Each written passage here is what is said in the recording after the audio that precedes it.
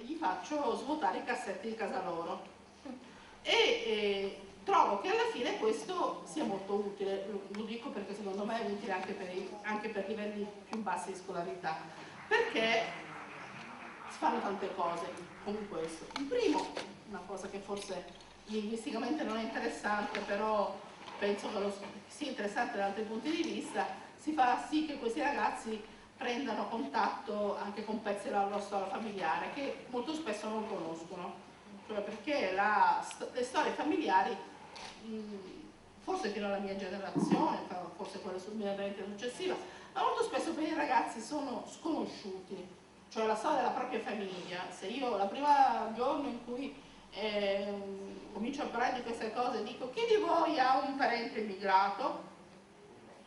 Nessuno. Come nessuno? Non è possibile, ragazzi, tutti noi abbiamo 1, 2, 3, 10 parenti immigrati. No, non è. Dopodiché dico: chiedete a casa, fate una prima indagine rispetto a casa vostra e vedete che cosa trovate. La volta dopo si trova che quasi tutti hanno un parente immigrato, cosa che ovviamente io sapevo già, perché è diciamo, un problema di probabilità. La terza volta gli dico: bene, cerchiamo di trovare chi sono queste persone, chi erano, chi sono, quali sono, cioè ricostruiti i rami familiari. Arriva poco. Dopodiché, con un poco di insistenza, alla fine io ho, diciamo, ormai una valigia gigantesca di queste lettere di migranti che faccio raccogliere, faccio ricostruire il contesto in cui sono state, sono partite, sono arrivate, chi era la storia, cosa aveva fatto, cosa c'è dietro. Molto spesso sono lettere di dolore, ovviamente, in cui c'è dentro una grandissima sofferenza, ci sono dentro storie pesanti, ovviamente, questo non c'è bisogno. E comunque attraverso queste letture, attraverso questi pezzi di carta che vengono fotocopiati digentilmente, schedati, eccetera, eccetera, emerge queste categorie dell'italiano popolare vengono, come dire, trovate e messe in pratica, come dire, analizzate non solo su questi testi importanti, ma anche su testi che in qualche maniera i ragazzi sentono come propri della propria famiglia, in cui non si ride più, diciamo, dell'errore, non è più la caccia all'errore, ecco, non diventa più il problema di vedi quanti errori fanno, come a volte magari una prima presentazione di questi testi magari suscita il riso, no? Perché appunto ci sono queste quantità enorme di interferenze, di errori, eccetera, eccetera, ma filtrati attraverso delle storie, che sono storie di migrazione, storie di lontananza, storie di voglia di continuare ad avere il contatto. Il problema dell'errore comincia a non essere più molto importante, sì è importante catalogare, capire da cosa nasce appunto la lingua, il dialetto che c'è sotto, la volontà di adeguarsi ad altri modelli,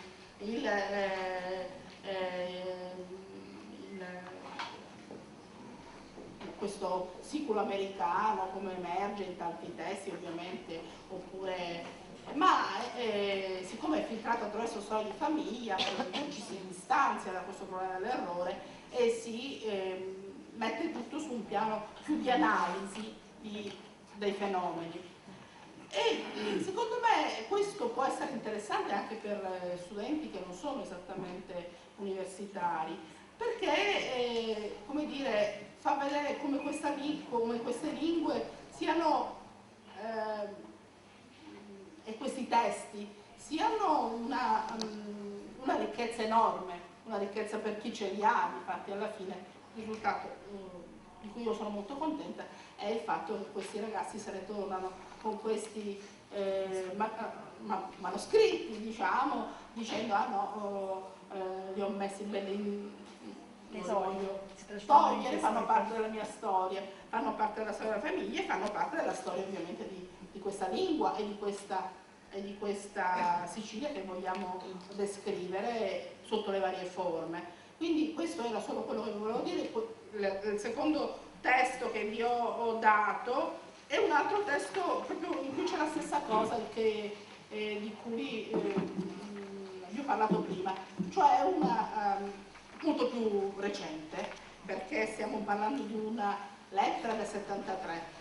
Non ho fatto la fotocopia, ma sembra molto più antica la grafia di questa donna, eppure è una lettera del 73, quindi voglio dire, stiamo parlando di testi molto, molto recenti. Emigrata in Germania, e questa ragazza emigrata in Germania la scopre che parlare solo il dialetto è una limitazione enorme, non l'aveva mai vissuta così, la sofferenza di sapere, di conoscere solo il dialetto del suo paese. È emigrata in Germania e lì comincia a sentire il bisogno di imparare un'altra lingua, e la cosa, nel testo lo potete leggere, la cosa molto importante è che vuole imparare l'italiano, prima ancora che il tedesco le vuole imparare l'italiano, perché l'italiano è per lei uno strumento di continuare a essere in rapporto con l'Italia, è uno strumento che le consente di leggere, le consente di non essere esclusa. Quindi è un secondo esempio di imparare a scrivere e voglia di imparare l'italiano, non tanto di imparare la lingua del paese ospitante. E lì dice una cosa molto interessante, che gliela sta insegnando un'altra siciliana si siede insieme a lei e le insegna a scrivere e le insegna l'italiano. Lo sto imparando qua. È l'amica di lavoro che dopo il lavoro si siede insieme a lei e insieme le insegna a scrivere e a parlare italiano. Un'altra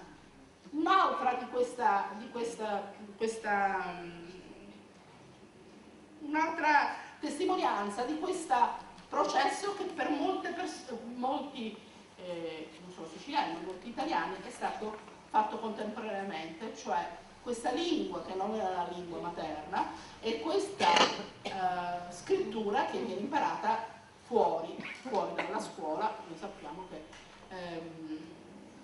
fino a tempi recentissimi la scuola italiana non è stata una scuola esattamente inclusiva di tutta la parte della popolazione, è stata sempre una scuola un po' d'élite. Questa Maria che nel 1973 va in Germania da analfabeta, è una dei prodotti, diciamo, di questa non scuola di massa che che è un problema ancora oggi per certi versi, non nel senso di mancata scolarizzazione, ma mancata capacità di dominio completo della lingua italiana, della capacità di scrittura e lettura, è ancora un problema, d'accordo? Sicuramente non in questi termini, ma noi lo sappiamo che questo è un punto di sofferenza, diciamo, dell'Italia contemporanea. Questo era quello che volevo dire. Ho esattamente usato quella mezz'ora che avevo chiesto. Se vuole, sì, facciamo una pausa? Sì.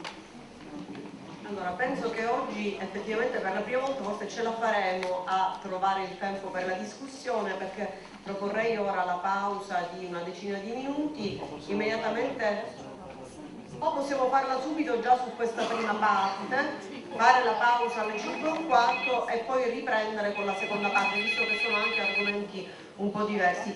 Io forse allora prenderei subito la parola e poi ovviamente la passo a voi, sul fatto che in questi cassetti che sono stati aperti e da cui sono stati riesumati o i piccoli diari del nonno, anche le lettere dei cugini emigrati, sono stati aperti e sono stati trovati così ricchi in virtù del fatto che questa corrispondenza viaggiava sulla carta, cioè viaggiava grazie alle poste. Oggi, forse tra 20 anni, quando tenteremo di fare un'analoga operazione con i nostri studenti, diranno ma chi lo sa, forse c'erano delle mail ma saranno state cancellate, e quindi questi supporti cartacei che riempivano, impolveravano i cassetti, alla fine sono degli scrigni preziosi che non troveremo più. Io già ora, per esempio, ho una piccola corrispondenza con un signore ottantenne che abbiamo conosciuto in Argentina, proprio in un recente viaggio con la professoressa D'Agostino e il professore Ruffino, e ci colpì molto che questo signore emigrato in Argentina e negli anni 40 ci avesse fatto vedere un suo diario scritto in un italiano addirittura letterario. Restammo molto colpiti e diciamo ma è mai possibile, non c'era neanche un errore, non c'era una cancellatura. Subito dopo quasi ci convincemmo del fatto, ma guarda un po' come l'italiano popolare ormai sia, persino l'italiano popolare sia una varietà del passato. Quando tornammo, insomma, io ho cominciato questo piccolo epistolario telematico con questo signore, e invece gli è venuto fuori il suo vero italiano, che è un italiano assolutamente popolare. Evidentemente quel testo gli era stato trascritto, ripulito, non so bene, da qualcuno che ne aveva fatto un'opera più come dire, presentabile, tra virgolette, e invece l'italiano di questo signore continua a essere un italiano assolutamente popolare. Ma se io non stampassi, e per ora per esempio non ho pensato di farlo, queste mail, in ogni caso anche questo piccolo giacimento di italiano popolare resterebbe assolutamente non sepolto e ritrovabile, ma sepolto e non più trovabile, come in tante mail che oggi fanno parte della nostra quotidiana comunicazione, quindi pregi e difetti della rapidità della comunicazione. Credo che le cose che siano state dette oggi sono anche utili per cominciare a riflettere su queste proposte didattiche che potete anche cominciare a lanciare nelle vostre classi o pensare per i prossimi e futuri anni, per piccole attività scolastiche. Però volevo chiedere appunto a voi, e quindi passo la parola a chi vuole rompere il ghiaccio, a fare una riflessione su quanto si è detto oggi.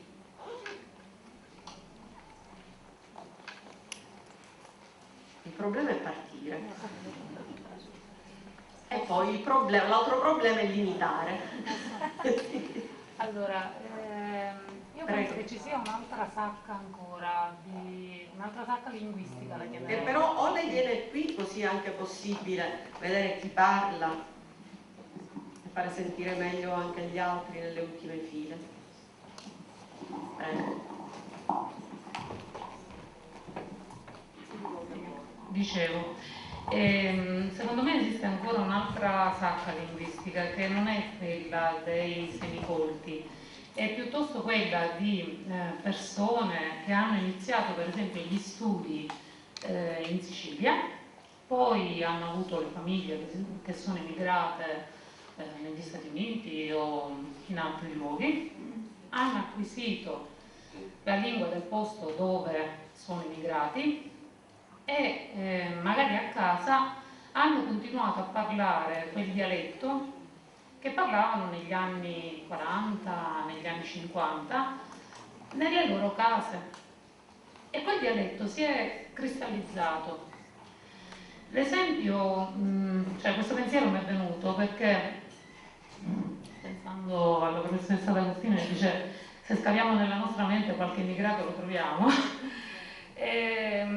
a casa mia c'è appunto una cugina di mio padre che è emigrata negli Stati Uniti da ragazzina. Dopo aver intrapreso comunque degli studi qui in Sicilia, sono emigrati e lei avrà avuto l'età di 11-12 anni. E negli Stati Uniti ha continuato a studiare, si è diplomata, quindi non posso definirla una non colta o una semicolta. Quando comunica con noi, io faccio una fatica bestiale a comprenderla, perché usa un italiano che è una trasposizione, una trasformazione di un dialetto che non esiste più e che io non conosco. motivo per cui l'unico che riesce a comprenderla è mio zio, cioè suo cugino. Gli altri, io e mio fratello, per me è come se parlasse una lingua che è totalmente al di fuori, quindi al di là del gruppo appunto dei semicolti, esiste anche quello dei colti che si sono trasferiti e che hanno cristallizzato quella lingua. Questa signora non viene più in Italia da 50 anni. E quindi è rimasto il dialetto di 50 anni fa che lei trasferisce in un italiano un po' maccheronico, frammezzato con un po' di americano, viene fuori appunto questo impasto strano. Questo è quello che volevo dire. È un'altra categoria però, è un'altra categoria. Sì, sì, infatti dicevo un'altra sacca. È un'altra. Si chiama italiese. Abbiamo trovato Italiese. Italiese. Anche questa è un'altra varietà di lingua e che ci dice anche un'altra cosa interessante sulle lingue, cioè che le lingue, se non vengono usate, in generale si cristallizzano. Il dialetto della parlante emigrata in giovanissima età, penso anche al nostro ottantenne incontrato in Argentina, ma tanti altri, è un dialetto che poi non è stato sottoposto a quel lavorio anche di logoramento in qualche modo dell'Italia, diciamo, del post dopoguerra, in cui i dialetti hanno avuto un'accelerazione verso un percorso di italianizzazione, per cui si sono ancora di più avvicinati all'italiano, tra virgolette in qualche modo inquinandosi. Ecco, questo inquinamento i dialetti invece emigrati non l'hanno subito, quindi sono rimasti in una fase più arcaica, per così dire ibernata, non soggetta a questo cambiamento galoppante della comunità che via via si andava alfabetizzando, veniva a contatto con i mass media, veniva a contatto con domini diversi come per esempio quello dell'esercito, come quello della burocrazia, per cui quei dialetti sono rimasti ancorati ad una stagione che era ancora quella dell'Italia rurale. E dunque c'è un doppio passaggio che è quello di un dialetto diacronicamente più arcaico che peraltro tenta di avvicinarsi a un italiano che nel frattempo a sua volta è anche cambiato e quindi capisco le difficoltà di comprensione e capisco ancora di più le difficoltà di produzione della cugina che a quel punto si trova a gestire due codici, cioè italiano e dialetto, che non sono più, o comunque che ormai sono diversi, cioè sono delle lingue nonne, non so come dire, quelle che loro gestiscono, non sono neanche più lingue madri, sono delle lingue nonne. E in più c'è ovviamente la presenza dell'unica lingua parlata da questi parlanti, che può essere lo spagnolo, l'inglese, eccetera. Quindi sì, e spesso viene fuori anche nella scrittura con tentativi di calco, perché non si ha magari l'equivalente italiano, si ha soltanto l'arcaismo siciliano e quell'arcaismo siciliano viene reso in una qualche forma morfologicamente italianizzata. Ma a che cosa si sta facendo riferimento? Boh. Bene. Altre riflessioni a partire da queste scritture? Anche i ragazzi potrebbero dire qualcosa. Se hanno mai riflettuto, per esempio, se hanno mai avuto occasione anche di incontrare testi di questo genere nelle loro case.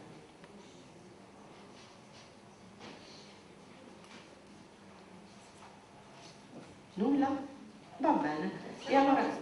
Qualche insegnante si è fatto esperienza di queste raccolte? Se per esempio, certo.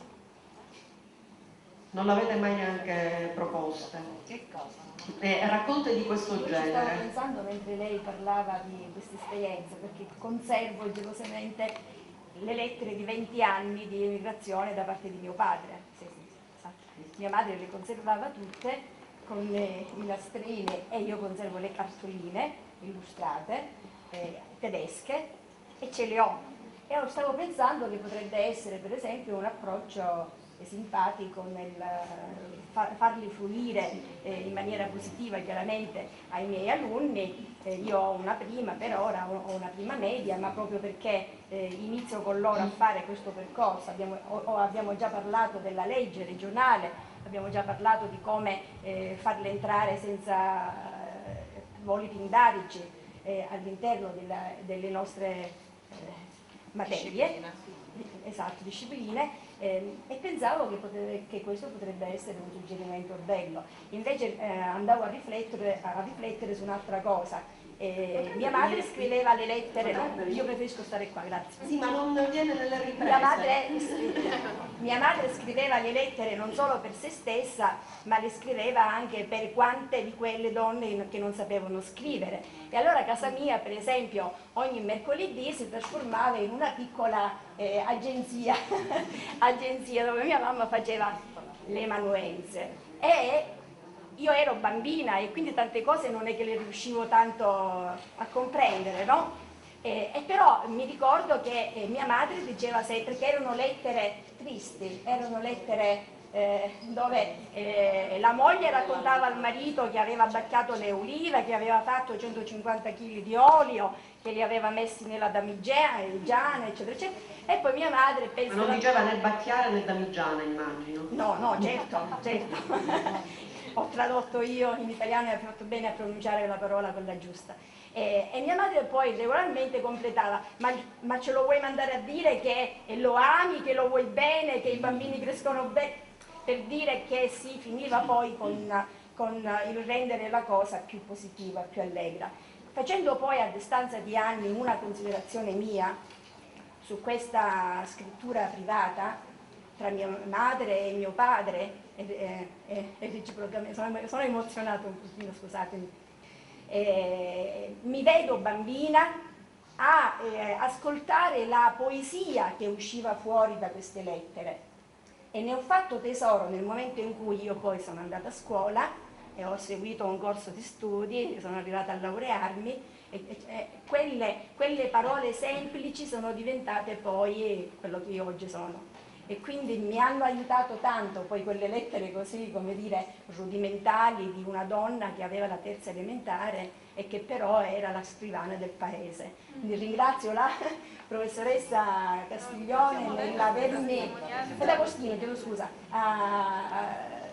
riportato a galla un po' quelle sensazioni che sono sopite e che poi magari alla prima occasione, insomma, che vengono fuori. Grazie. Tra l'altro questa testimonianza in questi ragionamenti che noi a volte facciamo sulle lettere, eccetera, eccetera, no?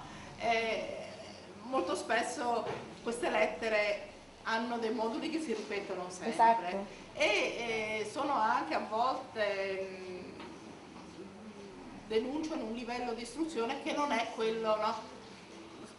In queste mie ricerche che faccio fare ai ragazzi, a volte loro mi devono fare una scheda su chi era, a livello di istruzione, eccetera, eccetera, e poi mi portano delle lettere che non sono, che non appartano, che non sono, e facciamo dei ragionamenti su questo. Chi è che l'ha scritta questa lettera? Andiamo a cercare chi è che l'ha scritta effettivamente, perché la lettera a volte, la firma finale è quella non di chi l'ha scritta, perché l'ha scritta una signora come sua madre, che invece appunto aveva un livello anche grafico, e che a volte forse ci infilava anche qualche suo elemento, no? Certo. Non sono solo sotto dettatura, questo voglio dire, spesso non sono esattamente sotto dettatura, nascono da un colloquio, come dire, la proprio nascono da un trasmigrazione, colloquio, da una persona che è accanto e da qualcuno che scrive, e scrivendo c'è dell'uno, c'è dell'altro,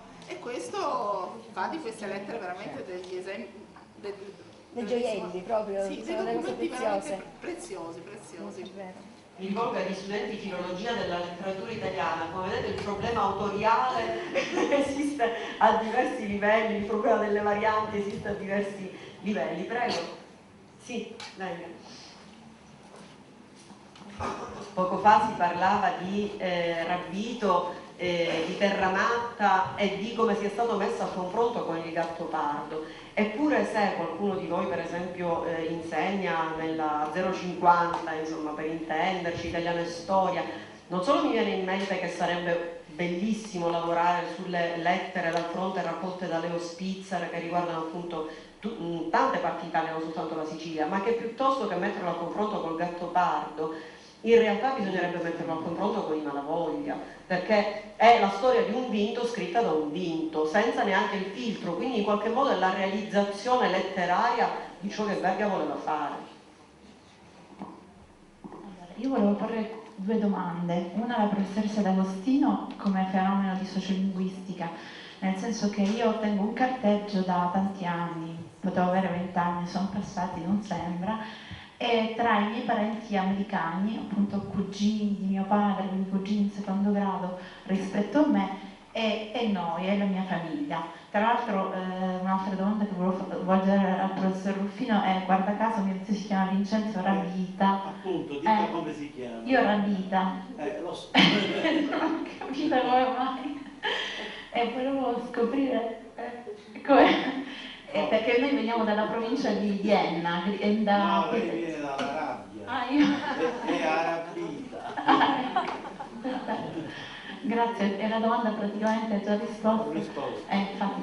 Invece mi chiedevo come mai tutti questi interessi da parte soprattutto degli emigrati, che poi diventano, nelle generazioni perdono, dovrebbero sbiadire, diciamo, l'origine, invece noi quando li incontriamo ci fanno molta più festa di quello che noi ci aspettiamo senza averci mai conosciuto, e c'è tutta quella. Io ho dovuto tenere ovviamente il carteggio in inglese perché chiaramente non c'era la possibilità né di insegnare a loro il nostro siciliano, anche perché effettivamente non è che vivendo a Palermo, io sono originaria ma sono nata a Palermo. Mio padre, pur conoscendo perfettamente il dialetto dell'ennese, non manteneva contatti perché non conosce l'inglese, perché ha studiato il francese, quindi io ho fatto un po' da punto di congiunzione. Ecco, mi chiedo, è un fenomeno che noto spesso anche in queste trasmissioni, ci si rincontra, si piange. Le trasmissioni lo mettiamo insieme a questi fenomeni che sono molto seri. Infatti, non dico, però c'è un forte attaccamento a parte le trasmissioni da parte loro. Sono lei tenerle separati, perché forse le trasmissioni ci abituano a questo. Scusate se non c'entra la sociolinguistica, ma c'entra il fatto, diciamo così. Allora, le trasmissioni ci abituano insomma a questi sentimenti in diretta, a questa sofferenza in diretta, a questa gioia in diretta. Con quello che stiamo dicendo ora non c'entrano proprio nulla, perché qua stiamo parlando di cose vere, reali, che non hanno bisogno di una trasmissione televisiva per mostrarsi, ma che a volte appunto sono dentro i cassetti e che perché gli emigranti sono così interessati a noi e alla Sicilia? Intanto perché l'immigrazione, quella che noi conosciamo, che sappiamo, quella dei cassetti, non ha niente a che fare con la voglia dei ragazzi di vedere il mondo, no, noi dobbiamo tenerle separate, sono due cose completamente diverse. Una cosa è la nostra voglia di vivere in altre parti del mondo, cose bellissime, di andare, tornare, di farsi storie lontane dalla Sicilia, di vivere a Londra per una parte della vita. Questa è la parte bella del girare. Quella è un'altra storia, ed è la storia di chi è dovuto partire perché qua non ci riusciva a vivere letteralmente, perché c'è stata la guerra, perché è stato obbligato ad andare via. Quindi sono delle storie completamente, come dire, separate. Certo che sono contenti di vederci, perché vedere noi è vedere quel pezzo di storia che non hanno potuto vivere, perché appunto sono vissuti lontani. Effettivamente sì, l'avevamo detto forse all'inizio di questi incontri, quando uno va all'estero e incontra le comunità immigrate rimane un po' sconcertato da questa voglia di Sicilia. È una cosa talmente forte, nonostante 30 anni, 40 anni di lontananza, nonostante non siano nati in Sicilia, che effettivamente fa impressione. Questo, nonostante magari tante volte ci abbiamo ragionato sui libri, poi quando si percepisce, si vede la voglia di Italia, di Sicilia, di Palermo, di Gange, è impressionante. È come se queste persone, nonostante abbiano vissuto perché non sono state chiuse a casa, hanno fatto una vita, sono diventate qualcuno, hanno lavorato, hanno fatto figli, c'è una vita, cioè, non stiamo parlando di persone segregate dentro una casa che non hanno avuto rapporti con la realtà locale, hanno passato la loro vita facendo di tutto, sposandosi, avendo figli, portandoli a scuola, conoscendo altre lingue, eccetera. Eppure quella cesura, quello stacco sembra non essersi ancora colmato, nonostante, ripeto, abbiano vissuto tutta la loro vita in un altro posto. E questo probabilmente, io non c'entro la sociolinguistica, c'entrano altre scienze che io non pratico, che noi non pratichiamo, ha a che fare con la modalità in cui è avvenuta quella partenza o quella spartenza, cioè appunto che è diversissima da quella che noi intendiamo ora, quando uno va fuori e quindi va, torna, sceglie, fa pezzi di vita in un posto, pezzi di vita in un altro posto. Là è tutta un'altra storia, sono momenti in cui per 10 anni non si torna a casa, per 20 anni non si torna a casa, probabilmente, ecco, solo chi oggi emigra lasciando a casa dei figli, per esempio, per me è paragonabile solo alle modalità in cui delle donne vengono qua, sappiamo che poi hanno figli a casa loro, figli, bambini che vengono cresciuti dai nonni. Il livello del trauma secondo me è paragonabile solo a questo, cioè chi lascia un pezzo proprio della vita e proprio della propria vita, neanche all'immigrazione in generale, ma proprio a queste cose che per noi sono pesantissime, no? Quando si chiede a una donna immigrata si viene a sapere che ha 4 figli a casa, che non vede da 5 anni, da 6 anni, perché secondo me il livello della sofferenza è paragonabile solo a cose di questo tipo. Ma lo sociolinguistica non c'entra proprio nulla.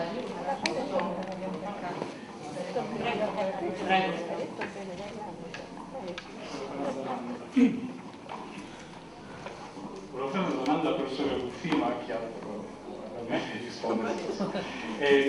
In occasione di un paio di incontri fa, 2 o 3 incontri fa, io avevo fatto quella domanda riguardo a quel dato dell'Oz, che sembrava mettere in relazione l'affermazione che qualcuno faceva degli intervistati di aver appreso sia in italiano che in dialetto, che metteva in collegamento questo dato, sembrava mettere in collegamento questo dato con il rientro dalle guerre, no?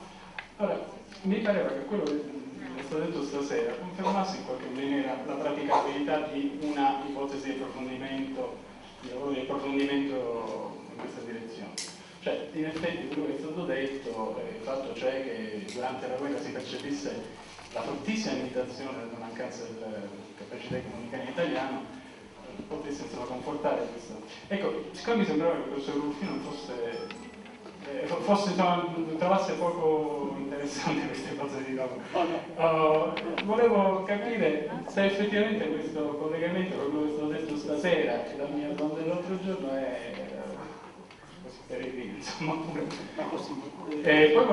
volevo anche però dire, presente che a proposito di Terramatta c'è Elina Sant'Angelo ha poi realizzato un video in cui tra l'altro la pagina scritta, sì, il film appunto, in cui la pagina scritta si coniuga alla parola narrata, è interessante.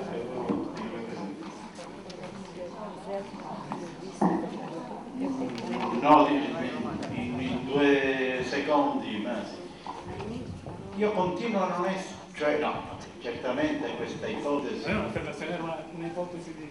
giusto, sì, ma aiuta a capire certe situazioni, sicuramente, ma intanto riguarda solo i parlanti di sesso maschile e le donne che non vanno in trincea o in guerra. No, ma sembrava dire che alcune generazioni dichiarano di aver imparato a parlare sia in dialetto che in italiano. Sì, ma ancora quindi no, quello che volevo dire è che trovavo probabile che al rientro da queste esperienze i genitori provassero, il padre magari provasse a insegnare ai figli a parlare sia l'italiano che in dialetto.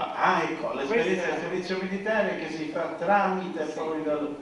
Sì, certamente, di trasmissione. è uno, sicuramente, è uno dei... Che tra l'altro mi pare si sposi anche a questo tentativo di scrivere in italiano, no? Cioè di esprimersi in italiano. In qualche maniera immagino che questi genitori potessero sentire il bisogno. Sì, può essere una delle concause, sicuramente, non so mai cosa ne pensa di questa cosa, cioè sì. Non ci abbiamo riflettuto in effetti su questa ragione possibile.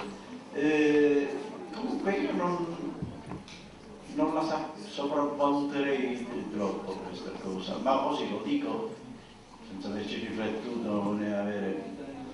È certamente possibile, ma ci sono situazioni molteplici che determinano questo progressivo avvicinamento all'italiano anche in una pedagogia familiare elementare. La stampa, Potrebbe esserci uno dei progetti. sì, è una possibilità. Comunque io direi la professoressa Castiglione, supplisco io, direi di interrompere anche con un po' di ritardo. Riprendiamo tra un quarto d'ora esatta con la testo. Ascolteremo Roberto Sottile, che già conoscete, la cui versatilità quasi parossistica ha sconfinato verso forme di analisi linguistica invidiabili ma interessantissime, e ci è sembrato utile, d'altra parte diciamo, il tema di oggi è i testi, qual era la formulazione? I testi documentari e artistici. È un tema apparentemente limitato, ma è veramente sconfinato, e quindi è stato opportuno focalizzare su poche questioni molto caratterizzate, per poi insomma, è chiaro che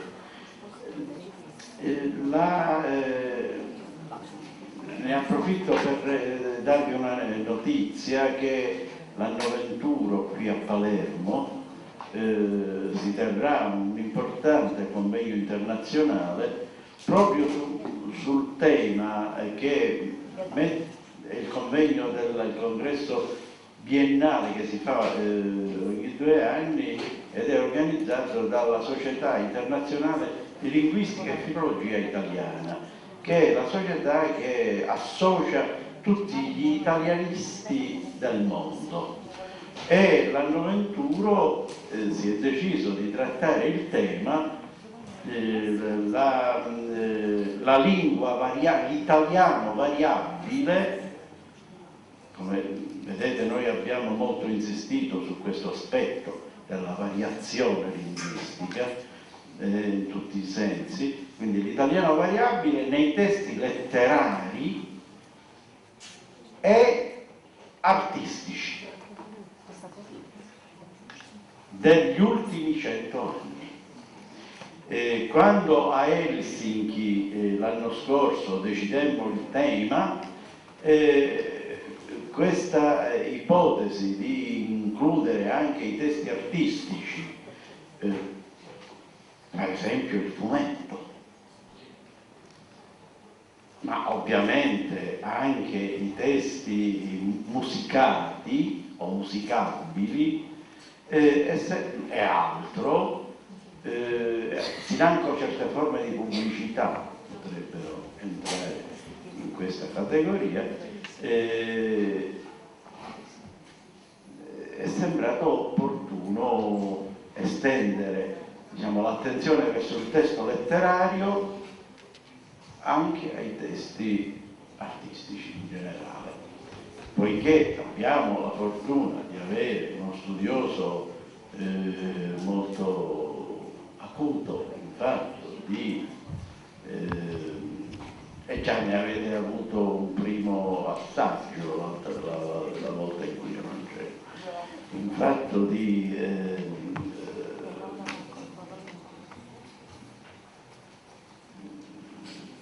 musica e canzone contemporanea, no? Che è importante. Questo pomeriggio io credo che Roberto Sottile dedicherà una mezz'oretta a questo tema,